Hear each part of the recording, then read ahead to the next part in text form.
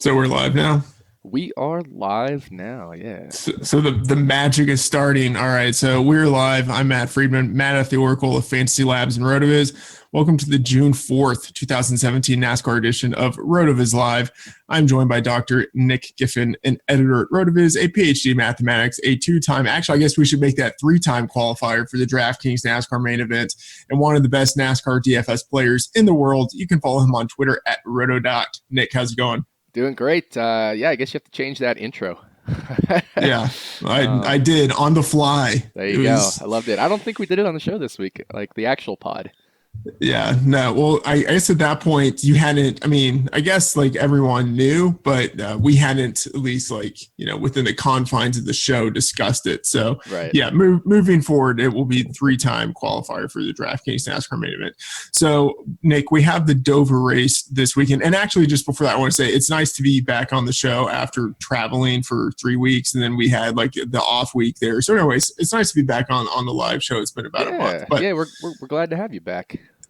Yeah, things seem to go much better when I'm on the show. The advice is much better, definitely. So yeah, let's talk about Dover. To start with, we have Jimmy Johnson moving to the back of the field. Can you talk about that? Yeah, so Jimmy Johnson, after final practice and after qualifying and everything, actually, he had to change. They had to change his gear. So they made a gear change on that 48 car. He was actually really fast in practice, so it was interesting that they had to make a gear change. And so for DraftKings scoring purposes, he still starts 14th for DraftKings purposes, but since he's had to change that gear, he's going to the rear of the field, and he will race from the dead last starting position is where he will start. But again, for DraftKings scoring purposes, he will be scored from 14th for place differential, so just make sure you're aware of that. How does that affect things? I think that has pretty big implications because the way Johnson practiced, he was so fast in practice, single lap, 10 lap, was happy with his car. I thought he could get up front and become a dominator potentially even before the end of the second segment there, and then have part of that second segment and all the third segment as a chance to dominate. Not that he would, but definitely be in position to dominate. So now that he's going off from 39th, it's going to be a little bit harder for him to dominate sooner. So we definitely decrease his dominator potential significantly, and then that means you should accordingly lower your ownership percentage. Now, since a lot of people will be lowering their ownership percentage of Johnson because of this news, I think there is some room to kind of game theory it and stay a little bit heavier on him, but I wouldn't be crazy heavy on him because A, he's the most expensive driver on the slate, and B, obviously the dominator potential is significantly decreased, and that's what you're looking for with these guys that are priced up at 10,600. All right. So, but other than that, everything is pretty normal in terms of, like nothing in terms of qualifying or guys moving back. So we're going to get to the Twitter questions. Before that, I want to remind everyone that you can get a 30% discount to a special NASCAR pass. I don't know why I'm reminding people, because if you're watching this, you have so we're just well, we've also, so I did an overlay now. We've got this fancy new background that has the 30% discount code right there on the side. So wow. Yeah. Did you make that?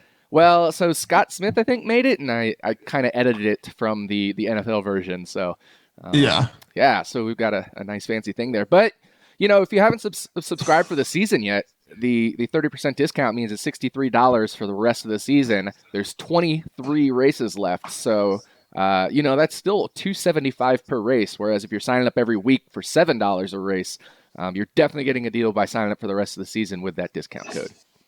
Yeah, okay, good stuff there. And then, of course, Nick, there's also more NASCAR goodness that you can provide through your courses at Roto Academy. One of those is a video course with JM to Win of Roto Grinders, and you can check those out at rotogrinders.com/Roto Academy. Okay, let's start talking about Dover. Actually, so here's a question. This isn't even a Twitter question. This is a from the brain of Friedman question, which is very dangerous. But so I was looking at the starting and how people qualified, and what I noticed was that like we have 4 Toyotas starting at the front of the field, and so sometimes when we talk about stacking, it will be either stacking a team or stacking a particular type of manufacturer, maybe because for some reason they seem to have some sort of technical advantage that weekend.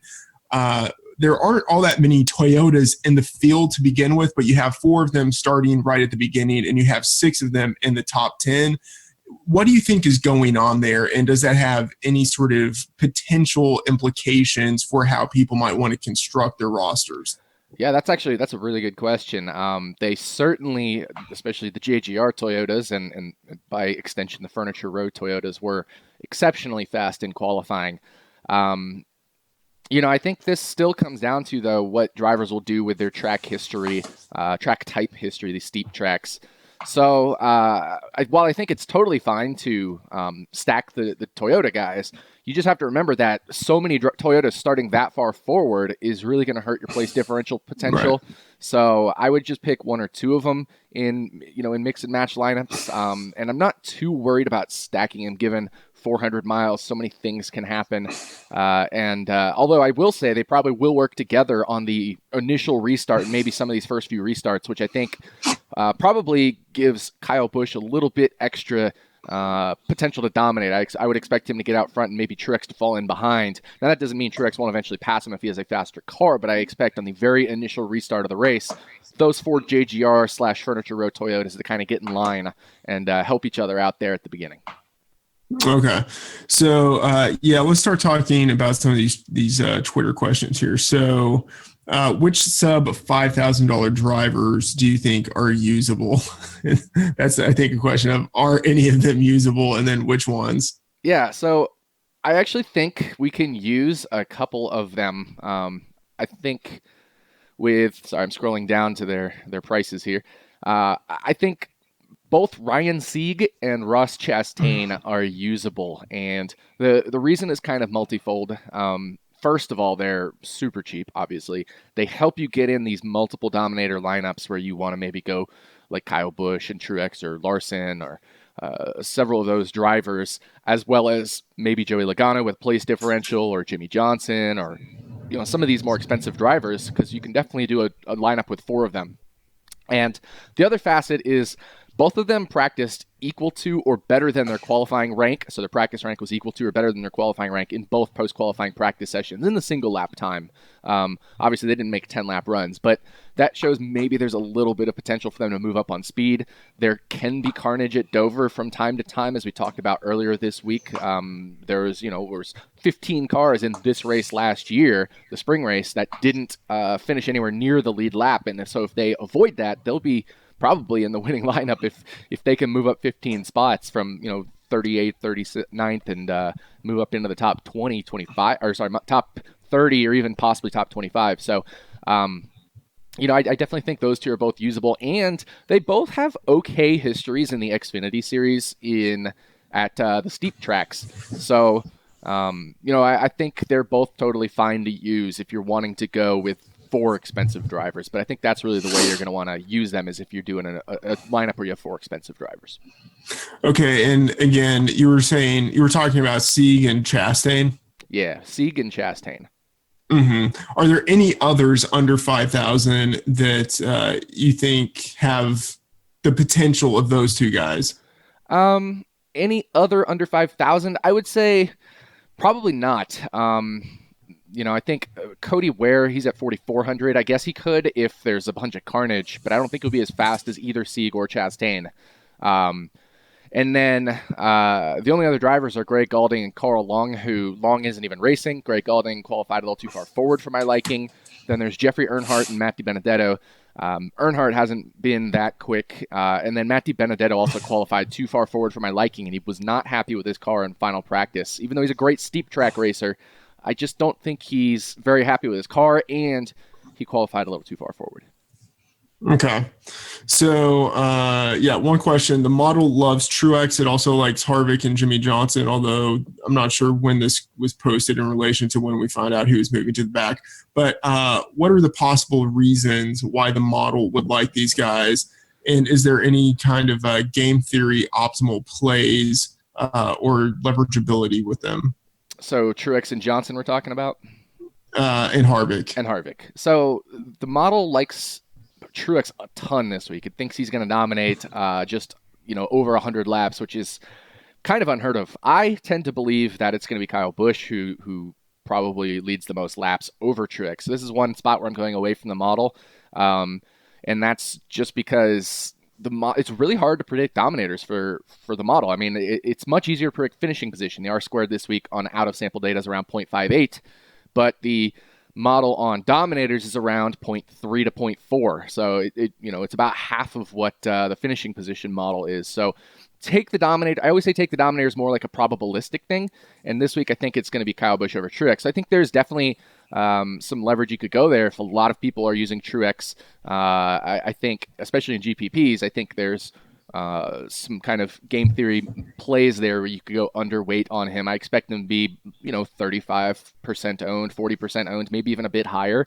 I don't mind going like 30% on him. Also, he's at a super nice, attractive price this week, which I also think will increase his ownership a little bit further. So I think he's the game theory fade this week. Obviously, Johnson, we talked about, he's going to be much lower owned now that he went to the back. And so I do think there's some game theory possibilities where you can go overweight on him because, we now have the segment racing, and each segment is 100. And if the first two segments each are 120 laps, that'll take us to 240, and then the final segment's 160. So we'll get those guaranteed cautions to bunch up the field. We could see some strategy, and maybe that lets Jimmy Johnson get out front a little bit sooner than we expect and dominate. So I can see some game theory where we go overweight on Jimmy Johnson. And Harvick's in this interesting spot where he's qualified, let me pull it up, 18th, and he practiced really well, both in single lap and in 10-lap average. Now, he, again, is another driver that going from 18th to like 3rd or 4th and getting a bunch of fastest laps, I think he can end up in the winning lineup without necessarily dominating per se. So I would definitely have some exposure to Harvick. I think my model has it. Let me flip over here to the model projection. My model has Harvick at 27% projected ownership percentage. I think that's about right. And I think that's also probably around the GTO type play. So I would just kind of go equal with the field on Harvick. I think he's got about a 25% chance of being in the winning lineup. Mm-hmm. So I think that out of the two potential dominators you have at the top, Kyle Busch and Truex Jr., it's very likely that at least one of those drivers will be in most lineups. Yeah. Would you say that's correct? Definitely. Yeah. So with my ownership projections, it has Kyle Busch at 64% and Truex at just under a shade under 40%. So that's over 100% combined between them. So I would think most people are doing either Kyle Busch or Truex, and some people will definitely be doing both Kyle and Truex in their lineups. So I would expect right around a combined 100% ownership on them. I think that makes a lot of sense. And it could be even north of 100%. So it makes sense. Like, one of those two will definitely lead the early laps, and both have been great at Dover. Both were fast in practice, especially Kyle Busch. Truex was a little bit slower on the 10-lap average. Let me go flip over there to the 10-lap times from Happy Hour. Truex was down there in 16th, but he went later in the session. So all the drivers that went later in the session were slower. Now, granted, he was 5th of the drivers that went later in the session. So maybe he's not quite as quick as Kyle Busch, and that's why I like Kyle Busch a little bit more. Mm-hmm. All right, so someone's asking a question about a theory for qualifiers. They're wondering if we should fade Kyle Busch just like we faded Kyle Larson last week. So that's the first question. My follow-up question on this is sort of like a bigger macro question on qualifiers. Do you think people should even be playing qualifiers? But talk about the first question of potentially fading Busch like we faded Larson. Yeah, so in terms of fading Busch relative to fading Larson, I don't think it's necessary in a qualifier. Very different situations. Kyle Larson started 39th. He was the only driver back there, and he was guaranteed to be 80+% owned in qualifiers, based off of the way my model projections looked just for the the $8 and the $27 tournaments, that massive field tournaments. So in Kyle Busch's case, he's starting first. So even if he wrecks out towards the end of the race, if he leads 150, 200 laps, he'll probably still be in the winning lineup. So it's very different than fading Kyle Larson, who wasn't guaranteed to lead a bunch of laps starting way back there in 39th. Sure, he was working his way forward, but if he had a crash because he never dominated the race, then it would basically just come down to starting and finishing position, place differential, and because he finished 33rd, it wasn't nowhere near enough to get him in the winning lineup. His ownership percentage would be much higher than Kyle Busch's in qualifiers this week, because there's also drivers like Truex, Johnson, Harvick, all of these guys, Chase Elliott, who are in the expensive tier that I think are worth plays. So very different situation. I wouldn't necessarily fade Kyle Busch in qualifiers this week. Oh, and the second part of your question, so should people even be playing qualifiers? Well, I'm not playing this week, so I think there's some more edge now. No, I'm just kidding. But no, seriously, I think what you need to think about qualifiers is you're probably going to lose, right? So you need to kiss that money goodbye. Last year, I lost $11,000 just on qualifiers, to put it in perspective. I was basically max entering them every week, and I didn't win one. 2 years ago, I won two, and I won them both in relatively short order. And again, I won one this year in the first week. But I go in expecting to kiss that money goodbye, as you should as well. So make sure just when you're doing bankroll management, you don't go crazy on qualifiers. You stick to your bankroll management lessons. If you get a nice score one week, sure, throw an extra lineup or two maybe into a qualifier, but don't go bananas on them unless you have the risk tolerance and the bankroll management abilities to be able to do that. Yeah, it seems like, so I think for someone who's established in the industry, it probably makes sense to take shots at some qualifiers, because you get more publicity. If you qualify, you get to go to the live finals, you network, you meet more people. Like there are other benefits besides just qualifying that you get from qualifying. But if someone isn't in the industry and is just kind of shooting bullets in qualifiers, it seems like they're not getting the full upside, even if they win. Right. Definitely. I mean, it all depends on what you're looking for. Certainly for me, there's an added benefit of, like you mentioned, the exposure, the ability to say I qualified, and that helps, generate subscribers and interest in what we do, because it shows we're shows we're legit at giving advice in terms of the people that do this for a living. So for the general guy who's playing NASCAR DFS, who doesn't do this for a living per se, as a recreational player, you have to think about whether you're okay with kissing that money goodbye, and even if you do qualify, what's in it for you. So it really comes down to, is it worth it for you? Not just in terms of the monetary benefit or loss, but also the other pros and cons that come with it. So, but like I said, really in the end, when you enter a qualifier, you should be expecting to kiss that money goodbye. So just plan for that. Mm-hmm. All right. So someone's asking a question here about playing both Kyle Busch and Truex, and then going place differential the rest of the way. What do you think about that? Both Kyle and Truex, and then place differential the rest of the way. I think that's going to be definitely a strategy that people use, that first and second starting position. We see it a lot. People use that strategy. And it's certainly not out of the realm of possibility that is a winning combination there, where they both end up dominating different portions of the race. And the rest is filled with either place differential and or high finishing position. So that's totally viable roster construction. I think it's going to be a pretty chalky roster construction from a Dominator perspective, because I think a lot of people will be doing that.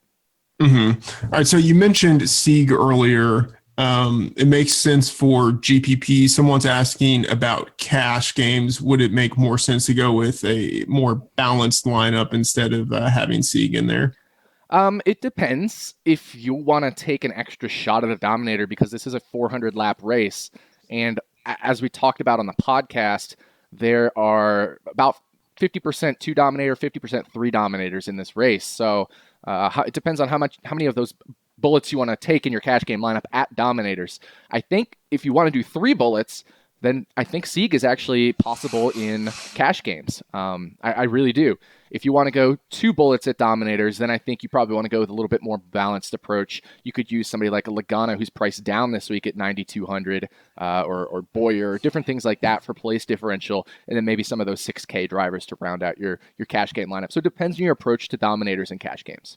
Mm-hmm. All right. So a follow-up on this. If you are going with 2 Dominators versus 3 Dominators, where are the potential lines where you cut off? So let's say if you're looking for 2 Dominators, you're probably going to be taking drivers in the top 5, maybe top 6, but like, where are the different cutoffs where you're not going to be taking a guy underneath that as a potential dominator? Yeah, that's actually a great question. So I think you're right. I think within the top 8, we could also potentially include all the way down to maybe Brad Keselowski if he were to dominate. I don't think it's super likely, but it's certainly not out of the realm of possibility, especially given his 10-lap average in Happy Hour was very good.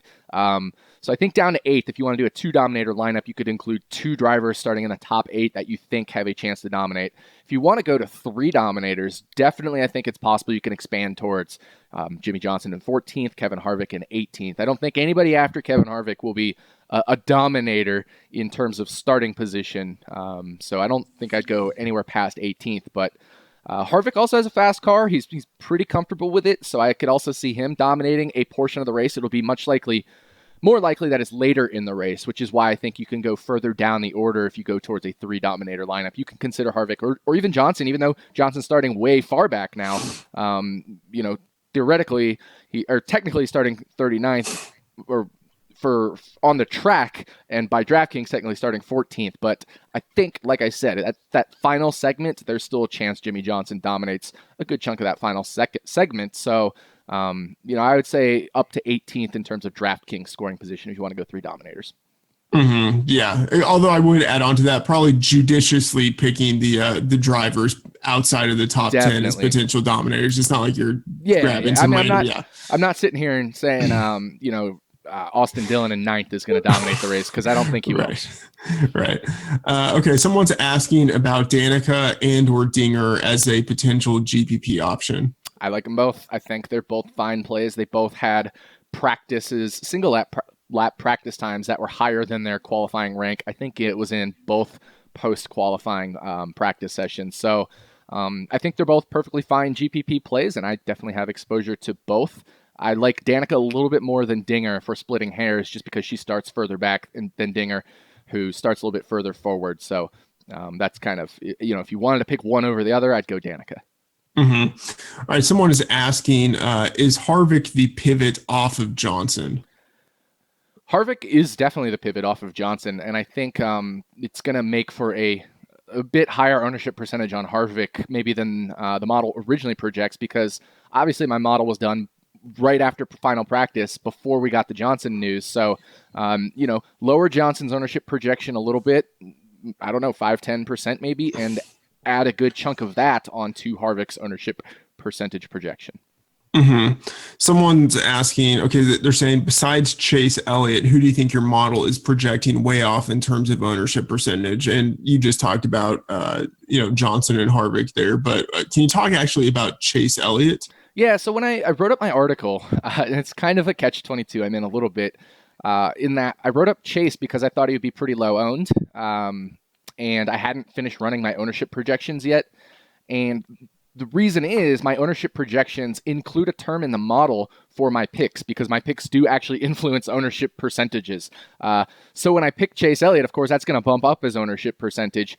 Turns out Stevie also picked him, so that's a term in my model. And so all of a sudden, Chase Elliott could be a pretty chalky driver. That said, I still don't think he's going to be in the 40% range where my model, has him. I think he could be in the 30s. I do think, obviously, with Johnson going to the back, Chase Elliott could also be a pivot off of Jimmy Johnson. So he could absorb some of what Harvick might not absorb from Johnson. I think we could see Chase absorbing it because he starts 16th and he's $1,000 discount to Jimmy Johnson. Mm-hmm. All right. Someone's asking about your thoughts on David Reagan and Chris Buescher as value drivers, and would you consider pairing them together? Reagan and Buescher, is that what you said? Yeah. Yeah, I think that's certainly a plausible roster construction. I know David Reagan was only 4.5% projected in my model. I think he's going to be one that my model is under on. Obviously, the model is not going to be perfect, and usually there's about a plus or minus 8 to 10%. And so obviously with Reagan only being projected 4.5%, then it'll be plus 8 to 10% on the high side. So I think obviously he could be anywhere from maybe 12 to 14, 15%, and I think that's closer to where he will be, just because my model likes, in terms of ownership percentage, it likes a lot of the expensive drivers, and obviously we're not going to be able to fit all of those expensive drivers, so you're going to have to go salary relief somewhere. David Reagan seems to be a popular theme on Twitter from what I've seen, so I think he will be around 12% owned. hmm Yeah. So out of the drivers, let's say starting in the back nine, not counting Jimmy Johnson, who for DraftKings purposes, again starting further forward, but out of the drivers starting in the back nine, Reagan, what do you think about him in comparison to the rest of those drivers? Yeah, David Reagan, he's obviously the most experienced. He's in relative to like Greg Galding, who starts right in front of him, or Ryan Sieg, Cole Witt, Ross Chastain, etc. He's probably in the best equipment of all those drivers starting outside the top 32, so 32 second or worse. And he starts 33rd.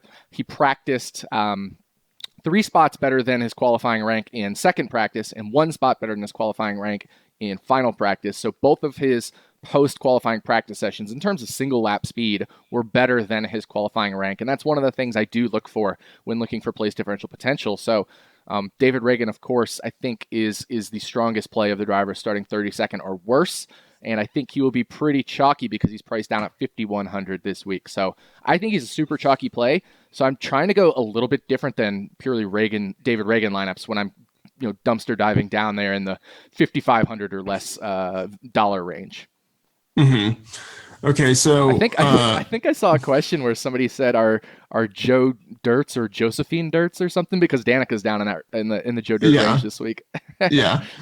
I chose not to ask that one because we had already kind of hit on Sieg as like the kind of optimal Joe Dirt Joe Dirt driver. It is good phrasing though. Okay, so someone they're asking about the potential of a 1 Dominator race versus a 2 Dominator or 3 Dominator race. What are your thoughts on that? Yeah, I definitely think it's going to be a 2 or 3 Dominator race. When I talked about on the podcast the last 8 Dover races since the advent of the Gen 6 car, there were 3 2 Dominator, 3 Dominator, 1 Dominator, and 1 many spread out. Not even really Dominator, just like everything was so spread out. I think we're going to be in the 2 to 3, probably leaning a little towards the 3 because of the segments. So that's my opinion, but there's definitely a possibility it's 2 or spread out because of chaos and segments. So that's the direction I'd lean. I don't think we're going to see a 1 Dominator race, especially given the segments. If we were to see a 1 Dominator race, who would you think would be the main dominator? I mean, do you think it would be Kyle Busch? It's either going to be Kyle or Truex, and based off of the way I think JGR will work together on the initial start, my opinion is it's going to be Kyle Busch.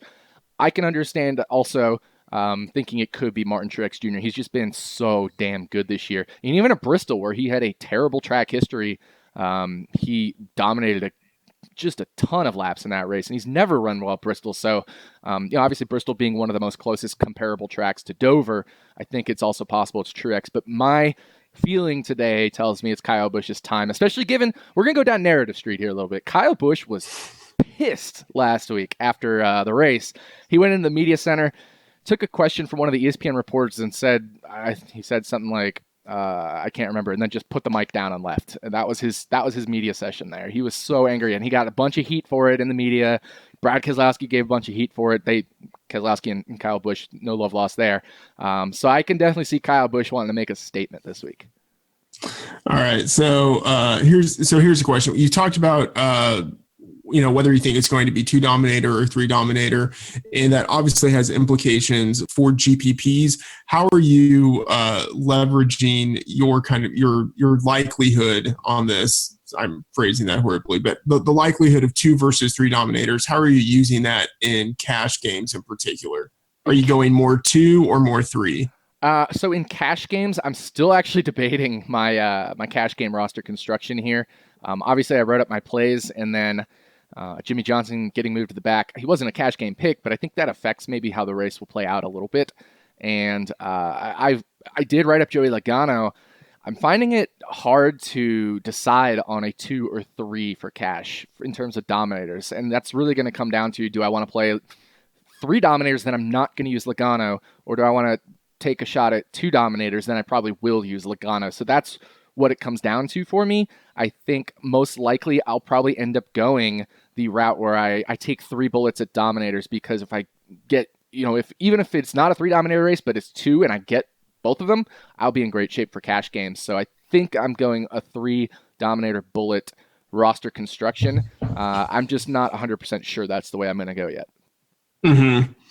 I don't know if I can even ask this, but if you were going to go just two, I guess I'll ask this in the form of like, this is what like I would tend to think. Like if I were going with just two, I would probably want to take bullets at the top with Kyle Busch and Truex Jr. Does that seem to be like the way that most people will probably do this, or like does that seem reasonable? I think that's going to be the way most people do it. That's not the way I'm going to do it if I do two. Yeah. I wrote up in my article, I wrote up Kyle Busch and Kyle Larson. I will definitely go that route if I do a two. Okay. Kyle Larson this week has been so good in practice. Kyle Busch this week has been so good in practice. And I know we tend to fade practice times at Dover, as we mentioned on the pod, but these two are just so good at this track as well. They're steep track dominators. This is their best track type. They've both been just incredibly quick in both practice sessions, single lap and 10 lap. And I know people will be like, oh, the 10 lap in practice 2 wasn't that great. They both went out later in the session. They were first and second of the ones that went later in the session. So in 10 laps. So the two best cars are Kyle Busch and Kyle Larson, period, in my opinion. So I will go Kyle Busch and Kyle Larson and cash if I do a 2 Dominator lineup. If I do a 3 Dominator lineup, I think we can all figure out what I'll probably do there.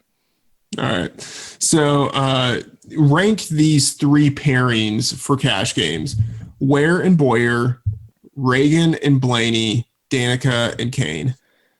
I'm writing this down. Ware, Boyer, Danica, Reagan and Blaney. And then Danica and Kane for cash games. For cash games, I'm ruling out Danica and Kane. I don't like Casey Kane in cash games. I will rule out Blaney in cash games as well. But I don't think you need to go Ware. Why don't you just go with, instead of Cody Ware, I would go with Ryan Sieg for $100 less. I like Sieg much better than Ware this week. So I'd go Boyer and Sieg as my cash game combo choice there, even though it wasn't one of the ones listed. But Blaney I'm not using in cash. Kane I'm not using in cash. Kane was worse in practice than he was in qualifying, and Blaney was equal to or better, but Boyer was better and starts a little bit further back than Blaney. So I like Boyer definitely of those more expensive type drivers. Mm-hmm. Someone's asking about Menard. He has a high driver rating at 6,700. What are your thoughts on him today in GPPs? Like him as a GPP play. I think, obviously, if we look at practice times, he was 2 spots better in final practice and 2 spots worse in second practice, so the 2 post-qualifying practice sessions. And those were in single lap speeds. But this is a good track and a good track type for Paul Menard, and I think he'll go under-owned because he didn't light the world on fire. He also qualified up there in 23rd, maybe not like 26th or 7th, for example, where some of the other guys in that price range are starting. And he's priced up at 6,700, so that could dampen his ownership percentage. So I like him as a GPP play because I think he's going to go under-owned relative to the probability he ends up in the winning lineup. Mm-hmm. Someone's asking about the optimizer and his love for David Reagan. Can you talk about him? I mean, you've already talked about him, but can you talk specifically about what it is that the optimizer would like about him? Yeah, so the optimizer just uses my projections, obviously, and my projection seems to like David Reagan. I'm pulling it up right now and stalling for a minute while I do this. Here it is. So David Reagan, it has projected to finish 27.7, and he's starting 33rd. So it gives him 21 DraftKings points, which is the most of anybody, as we mentioned, in that 32nd or worse range. And he's priced at 5,100, which is a really cheap price. So that's why the optimizer likes him, is because obviously the projection for him relative to his price is very good. All right. Another question is here kind of about the optimizer and lineups. Once you create your lineups using the optimizer, how much additional customization do you typically do once you upload everything to DraftKings? So how much do you tweak stuff after you've created lineups? So what I do, well, I don't really tweak stuff on DraftKings itself. So my process is, when I use the optimizer, I actually edit my projections in the optimizer. So like I have my machine learning model projections, but I certainly disagree with some of them, obviously, because the model only explains 58%, and there's subjective things that go into it that we could debate whether they actually have merit or not. And also I want to leverage certain drivers for certain reasons, so I will artificially bump their projection up just so they end up in a higher percentage of my lineups. So I do a lot of my tweaking in the optimizer itself.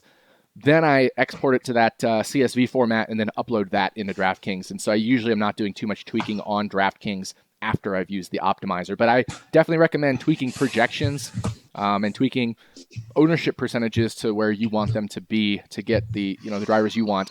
We also now have that favorite button, so that'll bump up. If you just click that favorite button, that'll bump up a driver's projection automatically by 10% of whatever he's projected for. So if he's projected for 50, then if you click the favorite, all of a sudden it'll be 55 points in the projection. So that's another way to kind of select your own favorite drivers. Now, obviously, if a driver is a really bad projection and you click him as a favorite, the 10% might still not get him up in a place where he's going to be showing up in lineups from the optimizer. So that's where you would want to manually adjust the projection as well. And another thing I look for is upside. Sometimes I'll do upside projections and put them into the optimizer. And very often I'll use the NASCAR SimScores app for that upside. So we've got the range of outcomes where we look at a bunch of historical comps to the current driver at the current track and similar tracks.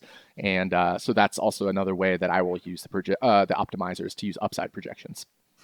All right, there's one question I really like here in a couple of different ways, and I'm going to add to it. So this question is, what do you think about Kenseth as a potential dominator? Would he be over or underweight? And I want to add to it. So I think for this slate in particular, because you have Kyle Busch starting first, you have Truex second, and then you have Larson fifth. Mm-hmm. I think Suarez at third and Kenseth at fourth have the potential to go under-owned in particular, but like in a larger sense across all slates, it seems like the guys who start third and fourth, they could have the great possibility of going under-owned in comparison to their probability of finishing well in comparison to the guys who are starting first and second. So what are your thoughts on Suarez and Kenseth for this slate in particular? And then like in a bigger picture, just across all slates, what are your thoughts on guys who typically start third and fourth? Definitely. Very much agree with you that I think both Kenseth and Suarez will be under-owned. To be honest, I like Suarez a little bit better. And the reason is this. Matt Kenseth got a penalty for various infractions like failing inspections and things like that. And the penalty for it is he had to choose his pit stall last. So he's actually in a very crappy pit stall, which I think could cost him some spots on pit road at least once or twice throughout the race, hurting his Dominator potential. Again, also, we've got the 4 JGR/Furniture Row guys starting 1, 2, 3, 4. So I think they're going to work something out where, Busch and Truex will definitely be first and second after that first lap. So Kenseth, if he's a good Dominator, he's going to have to overcome several things. So I think it's going to be hard for him. But I do think his ownership percentage will be very low. I like Suarez a little bit better just because of pit stall selection. He was about equal to Kenseth in practice in terms of 10 lap and single lap. So and he won here at Dover in the Xfinity Series last year. So I think it's certainly possible Suarez is a really contrarian dominator, and I think in like a qualifier or something is maybe where I would really love to use him. For those of you that do want to use it, a risky, high variance, certainly most likely to blow your money away approach, I think you can use Suarez, but hey, you're probably going to lose that money anyway, so why not take the chance of freaking winning the slate with Suarez? I'm just going to say it. If I was entering qualifiers this week, I would definitely have at least 2 Suarez lineups. All right, someone's asking about the projection for Truex 98.8. Is that correct? Yes, 100% correct. The model thinks he's going to lead 111 laps and have 80 fastest laps. So that right there is, I think, like 60-something points on Dominator points. Add in a relatively high finish, and that's how you get the 98. This is interesting. I think this is like a kind of narrative street question, but you have Jeffrey Earnhardt with a new sponsor. Does this make him any more viable as a scrub play starting near the back? No. I mean, I think the one thing that does have actually a little bit of merit is it does bring more money to the fold. Maybe they can spend a little bit more, but no. Like, actually, I mean, but seriously, have you looked at any data in terms of like I looked at practice data. He's slow. he's slow. He practiced 1.2 seconds slower than the leader, and a quarter of a second slower than the guy in front of him, Cole Witt. So he and Timmy Hill are off the radar. The only thing that Jeffrey Earnhardt has going for him besides the narrative street of sponsor dollars is the fact that he starts dead last, so he can only go forward. So if 15 cars wreck out, maybe there's a chance he's in the winning lineup. But that would be the only way. He also has his last name going for him. But yeah, and I hope you all saw I'm wearing the wife's Dale Jr. hat again. Yeah, it's very classic. It's good looking on you. Yeah. So okay, someone's asking about qualifier strategy with multiple teams, which I think like that is a good question, because if you're putting one bullet in, that's different than if you're putting multiple bullets. So what are your thoughts there? Yeah, I think in a multiple bullets qualifying scenario, you want to mix and match your dominators and give yourself one chance at hitting all the right different dominators. And from there, just pick your favorite place differential / GPP, high finishing position type plays. Just your favorite ones, whatever you like the best. My strategy in qualifier is nail the dominators first, then nail the game theory. Last week, of course, the game theory was fade Kyle Larson because he was going to be over 80% owned. This week, I think the game theory isn't there isn't a ton of theory around the qualifiers other than maybe, like I said, throwing Suarez in a lineup or two if you're like max entering the qualifiers this week. But I would mix and match dominators first and foremost. Yeah, the Suarez game theory, very advanced this week. Yeah, you're kissing your money away if you're kissing the money goodbye if you do that. I'm pretty sure of that, but you're probably kissing it goodbye anyway. Yeah, so someone's asking, so we know your thoughts on Larson. You love him. You've also mentioned Keselowski as someone who's interesting. Where do you rank in terms of, so someone's just saying, what do you think about Larson and Keselowski as potential secondary dominators? So I'm going to enhance their question and saying, like, where do you place them in terms of likelihood to dominate in comparison to the guys starting at the front of the field in Kyle Busch and Truex? Larson, I would say, is we talked about, I like him actually more than Truex. So I would rank him ahead of Truex in dominator potential for me, even though Truex starts second. I really do think Kyle Busch gets out front, especially with the JGR / Furniture Row boys working together. Keselowski, I think I do have some exposure to him, and the reason is because of practice. And I know we talked about fading practice times. And by the way, I actually wanted to chime in on Paul Menard in practice times, so remind me at the end of this. But Keselowski did have a great 10-lap average in final practice. It was fourth best, and Jimmy Johnson was ahead of him at third best, and he's now bumped all the way to the back.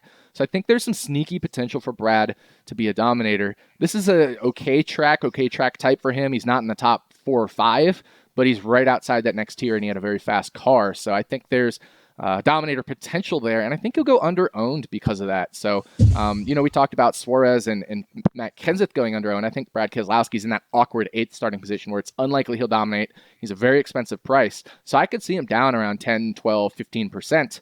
And I don't mind being right around that, or maybe even a little bit higher on Brad Keselowski if you're like seriously multi-entering. All right, I think you said you wanted to talk about Menard. Yeah, so I mentioned Menard when I liked him as a GPP play.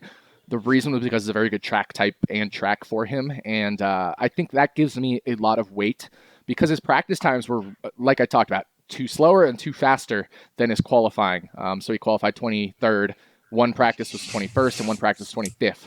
But that's where I want to fade practice times, is something like that, and put more stock into his track type, history, a little bit of his track history, but especially just the steep track history. This isn't the worst track type for him. It's actually one of his better track types. And so that's why I like him as a GPP play, because people looking at practice times will be like, I guess not. I mean, there's no place differential potential there if everything were to go according to practice times. But, this is a spot where I think is a really good idea to fade practice times. Mm-hmm. Someone's asking about Ryan Blaney starting at 15th. What are your thoughts on him? Another good spot to fade practice times. A driver I think will go under-owned because we've got Boyer, who's $100 more than him, qualified 22nd and practiced 3 and 11 spots better in final practice. So Boyer is definitely a chalkier play. Blaney's like the pivot play off of Boyer. You could also do a Boyer and a Blaney lineup if you want to be kind of contrarian, do maybe 2 dominators, Boyer and Blaney, and then something like a 6K and a 5K type driver. So there's certainly roster constructions you can use with Blaney, and I like him because he's going to be under-owned. He qualified 15th. He practiced second in the second practice, but then he practiced 15th and qualified 15th in final practice. So another spot where we could potentially fade practice times and go off some track type history, or just how he's performed this year type history. I just want to say it's nice that so far we haven't gotten any Trevor Bayne questions, and we're 45 minutes into the show. We also got no Derek Cope questions, which I think is great, but that's probably because he's not actually in this race. Right. Okay, so someone's asking, who do you like in the 6,000 range other than Buescher? Buescher, Allmendinger, Menard, Regan Smith, I think, is fine. We haven't talked about him much, but he's certainly in play. He starts. He's filling in for Eric Almirola, who got injured. Regan Smith starts 30th, practice 3 spots better in both second and third practice. And he's right down there at 6,100, so I think he's possible. And we talked about Danica, I like her. I know she's not in the 6K range, but she's 5,900. A lot of plays in the 6K range this week that I think aren't necessarily bad plays. Okay, so 3 of those drivers you just mentioned there, Allmendinger, Buescher, Menard, they're in the next question along with David Reagan. How would you rate those 4 just in terms of GPPs? Rate those 4. So Menard, Buescher, Allmendinger, and David Reagan. Awesome. So I would rate Buescher first. Really like Buescher this week. Then I would, the reason is he starts 29th and he practiced 8 and 11 spots better. The steep tracks are a better track type for him as well. Then I would rate probably David Reagan just because of his price, 5,100, whereas all these other guys are in the 6K range. So a lot of safety there with Reagan. Then I would rate Menard and then Allmendinger. The reason is just ownership percentages. I think Menard will be lower owned than Allmendinger because Allmendinger's cheaper, and Allmendinger starts 1 spot further back. But I think this is a better track type for Menard than it is for Dinger. Dinger, of course, being the flat track, the road course specialist. Menard much better at these 1.5 and steep tracks. You've already talked about Sagan, Chastain, but someone, and we talked about this on the podcast, but I think it's worth hitting again. What are your thoughts on the debut drivers this year who are so cheap? Would you go with Sagan, Chastain over the normal dumpster fires? Yes, I would. I definitely would. Sagan, Chastain are the 2 drivers that I mentioned that I'll be using under 5K. 100% of those are the 2 I will be using if I use them. I'm not touching anybody else under 5K, period. All right. So someone said they're trying to create a lineup with low ownership. They came up with Harvick, Kenseth, Truex, Sieg, Patrick, and Larson. What are your thoughts? I don't think you need to be that contrarian. That's a lot of low ownership percentages, obviously. I think it's still okay to put a chalk or 2 in the lineup, and the reason they're chalk is because those are the ones that are most likely. So it was Harvick, Truex. Is that what you said? Who else? And Larson. You have Larson in there. And then Kenseth, Sieg, and Patrick. Kenseth, Sieg, and Danica. I'm putting this lineup into DraftKings just to look at it. So I think the issue here, a couple issues. One, you're using all the salaries. So if people want to go with a super contrarian lineup, they're tending to want to fill up all the salary, just like you did here. 2, I think we've got too many drivers starting too far forward. You're banking on Truex, Larson, and Kenseth all dominating portions of this race. I don't think it's going to happen, especially with Kenseth, especially with what happened with the pit stall selection. If I'm playing Kenseth, I'm taking out one of Larson or Truex simply because I think that's the only way he dominates this race is if something happens to either Larson or Truex or Kyle Busch. But in that case, again, I would want only Kenseth and one of those other drivers. I think you got too many starting too far forward and just too much contrarianship here for my liking. There's a lot of drivers that I think could finish in the top 12 that are starting outside the top 18, which is where Harvick starts. So little too much contrarianism there for me. I would probably either swap out Truex or Kenseth. I'd probably swap out Kenseth and go a different direction there and leave a little bit of salary on the table. I think there's some options. You could go Joey Logano with place differential. You could go Clint Bowyer with place differential. Those guys are a little more chalky, but since you have contrarian stuff pretty much elsewhere, I think, and you end up leaving like $500 or $800 on the table. I think that's certainly a viable roster construction. Okay. I think we're basically at the end of the questions here. In terms of your sort of Vegas inclinations, who are your thoughts on winners? And I mean, I feel like I could guess this for you, but why don't you tell us who you like in comparison to their Vegas odds? I actually don't have the Vegas odds in front of me. So I can't say relative to Vegas odds, but I'll just say I definitely like Larson and Kyle Busch. Those are definitely my two favorites. I still think Jimmy Johnson can win this race, even though he's now going off from the dead last position. Definitely think he can still win this race. And then if I were to throw out like a more, I guess, longer shot, let's see. Let me go through practice times. I think Jamie McMurray and Clint Boyer would be the two that I like as like medium to slightly maybe a little bit longer medium range shots. I've just liked McMurray a ton this year. He's been fast. The whole team's been fast, but he's always right in that range where he's like 12th to 5th or something. If he doesn't have any issues in the race or whatever. So he's never quite there for winning, but that's what happened with Ryan Newman. He was a 12th to 5th place car and he ended up winning the race with some strategy at Phoenix. So that could happen with both Boyer or McMurray every once in a while. So those would be like my medium to longer range. I would say like just mainly medium range, odd type picks. Mm-hmm. All right. Actually, one more question here, and in parts because we just got it, and also it's because you're wearing your beautiful hat. What are your thoughts on Dale Jr. starting at 11th? Yeah, we haven't mentioned him. And we also hadn't mentioned McMurray, which is, I think, interesting because I do like him as a GPP play this week. So anyway, thoughts on Dale Jr. I'm pulling up the practice time stuff here. He qualified 11th, practiced 6th in second practice, 16th in final practice. Talked about how he was kind of like, tight in, loose in the middle, tight off, or loose in, tight in the middle, tight off, loose off. I can't remember. It was one of those two, but I 100% remember that in final practice. Car wasn't quite where they wanted to be, so they're going to have to make some improvements overnight and during the race if I'm going to use him. So he's a low-owned GPP type dart for me this week. All right. Nick, final thoughts here? Or should we wrap it up? Yeah, I want to give one final thought. There was yesterday some looming chance of rain. I know Bob Pockris about 3 hours ago now at this point, tweeted out that there's now only a 2% chance of rain, so I don't think we have to worry about that anymore. Yesterday there was about 30% chance of rain during the race hours, but I think that's pretty much gone away as the forecast models have updated. Okay. Oh, actually, I have one more question here. So we talked about this on the pod, sort of the difference between asphalt and concrete. Mm-hmm. And can you talk about that one more time, just in case people didn't listen to the pod and they're not sure how that might impact the ways they want to construct rosters? That's a very good question. And so the difference between asphalt and concrete is really about the reflectivity of sunlight. The dark color of the asphalt absorbs sunlight, and the light color of the concrete reflects a lot of it back up.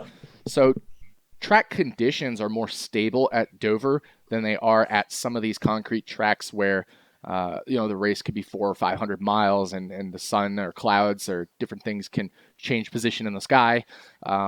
So Dover will tend to be a more consistent balance and feel and grip of the car. The one thing, though, is at Dover, there definitely has been some tire wear this week. So we should see some passing. We definitely saw a lot of passing in the Xfinity race. I think we'll see some passing in the Cup race as well. Multiple lines of racing are possible here. And so it's going to be a good race. And I think as far as DFS rosters, passing's possible here. So I wouldn't worry about one of these quote-unquote boring races. I think we're having an exciting race. I think we could see a bit of mayhem. Obviously, it's within the range of outcomes at Dover. And the other thing is, when cars crash at Dover into the outside wall, because of the banking, even on the straightaways, they tend to slide back across the track, and other cars are coming through, and you sometimes get some big ones at Dover. So always the potential for that, and that's why I definitely like some of these contrarian plays. I wouldn't say contrarian, but fading practice time plays like Paul Menard or I think we talked about Blaney, for example. So some of those are good GPP plays that I think will go under-owned. All right, that's going to do it for this NASCAR edition of RotoViz Live. For Nick Giffen on Twitter at RotoDoc, I'm Matt Friedman, Matt of the Oracle. Thanks for tuning in, and good luck. Yeah, good luck this week, guys.